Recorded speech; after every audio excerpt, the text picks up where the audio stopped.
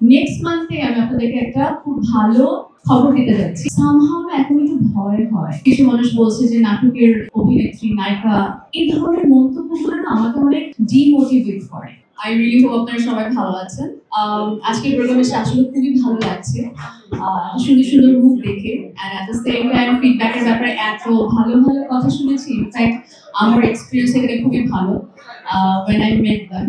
So আজকে তো আসতেই হতো, তো এসে খুবই ভালো লাগছে। আমার ব্যস্ততা আসলে আমি বেশ কিছুদিন ব্রেকে ছিলাম বলতে পারেন আপনারা সবাই। আমার বেশ কিছুদিন থেকে কোনো নাটক অন এয়ার হচ্ছে না। বেশ কিছু কাজ করা আছে, ইনশাআল্লাহ সামনে সেগুলো অন এয়ার হবে। বাট আমি আসলে একটু ব্রেক নিয়েছিলাম বিকজ আমার কাছে মনে হচ্ছিল যে আমার কাছে নতুন কোনো স্ক্রিপ্ট আসছে না যেটা নিয়ে আমি আসলে আমার দর্শকদেরকে নতুন কিছু উপহার দিতে পারবো। বিকজ আমি সাফা কবির এখানে কাজ করছি আপনাদের সবার দোয়া এবং ভালোবাসা, ইটস অলমোস্ট 11 ইয়ার্স। সো এখানে তো আমার অনেক কাজ আছে, অনেক নাটক আছে যেগুলো আমি করেছি হচ্ছে ভালো ভালো ডিরেক্টরদের সাথে কাজ করার জন্য। কিছু নাটক আছে আমি করেছি আমার কোয়ার্টিস্টকে সাপোর্ট করার জন্য। কিছু কাজ করেছি out of my passion. I was blessed যে আমি এত ভালো ভালো গল্প পেয়েছি এবং ওগুলোতে কাজ করার সুযোগ পেয়েছি। কিন্তু এখন এসে আমার কাছে মনে হচ্ছে এই 11 বছরের জার্নির পর নতুন কোনো গল্প বা নতুন কোনো চরিত্র আমি পাচ্ছি না। আর যেটা পাচ্ছি না কেন খুবই কম। দ্যাটস ওয়াই আমার কাজের পরিমাণটা একটু কমে গেছে because I always want to maintain the quality. But ইনশাআল্লাহ আপনারা সবাই দোয়া করবেন। নেক্সট মান্থে আমি আপনাদেরকে একটা খুব ভালো খবর দিতে যাচ্ছি। সো আই রিয়েলি হোপ আপনাদের সবার দোয়া আমার সাথে থাকবে এবং যে নাটকগুলো এখন অন এয়ার যায়নি খুব শীঘ্রই আপনার সাথে দেখতে পাবেন।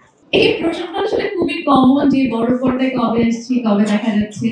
আমি নিজেকেও আসলে দেখতে চাই, কিন্তু সামহাও এখন একটু ভয় হয়।